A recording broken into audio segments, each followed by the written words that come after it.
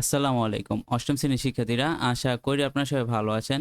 এখন আমি আপনাদের সাথে আলোচনা করব আপনাদের ক সেট বাংলা প্রথম পত্র প্রশ্ন নিয়ে। যাদের ক সেটে পরীক্ষা তারা আমার এই প্রশ্নটা দেখে যান। এখান থেকে আপনাদের 100% কমন আসবে। তো ১ম এই বলে রাখি, যদি আপনারা এইখান থেকে প্রশ্নটা বুঝতে না পারেন তাহলে আমাদের এফবি পেজ, আমাদের ফেসবুকে পেজ আছে। পেজের নাম হচ্ছে এম এডুকেশন। আর আপনারা যদি সার্চ দেন তাহলে ১ম এই চলে আসবে আমাদের পেজ। সেখানে আমাদের এটার ছবি সুন্দরভাবে আপলোড করে দেওয়া আছে। তো আপনারা সেখান থেকে এটার চাইলে ছবি আপনারা দেখে নিতে পারবেন। ঠিক আছে? তো আমি এখান থেকে আপনাদের প্রশ্নটা দেখাই দিতেছি, কোনো সমস্যা নাই। যাদের Facebook নেই তারা প্রশ্নটা থেকে ভালোভাবে দেখে নেন। তো দেখেন, এটা হচ্ছে ক সেটের প্রশ্ন।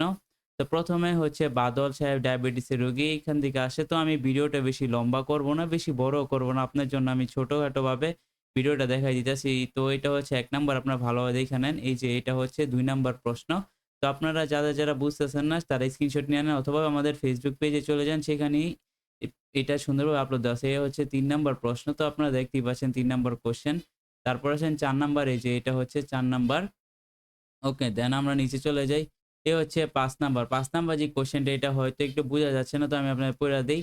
এটা হচ্ছে আপনাদের যেই আছে মানব ধর্ম। তো আপনারা মানব ধর্মতে যাবেন। তো মহাত্মা গান্ধী নামের যে উদ্দীপকটা আছে, আন্দোলনে অভিযায়িত নেতা, আপনাদের পাঞ্জেরি, বিশেষ করে আপনাদের পাঞ্জেরি গাইডের মধ্যে মহাত্মা গান্ধীর উদ্দীপক খুঁজবেন এবং মানব ধর্ম থেকে, তাহলে এই কোয়েশ্চেনটা আপনারা 100% মিলায় নিতে পারবেন। ঠিক আছে?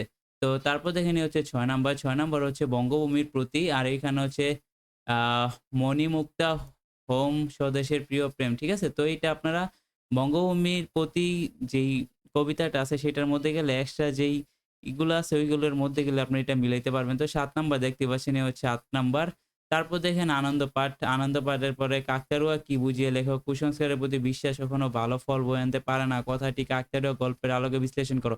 আমি বুঝতে পারতেছি, তাহলে আপনারা কেন বুঝবেন না? আপনারাও বুঝবেন। আমি আশা করি এতটুক পর্যন্ত দেখলে আপনারা বুঝতে পারবেন। ঠিক আছে? তো বাকি অংশ আমার Facebook পেজে আপলোড দেওয়া আছে। তো যারা এখনো বুঝেন না তারা Facebook পেজে চলে যান। সেখান থেকে দেখে নিয়েন। আর এখান থেকে যারা বুঝতে পারছেন স্ক্রিনশট নিয়ে নিন। আল্লাহ হাফেজ।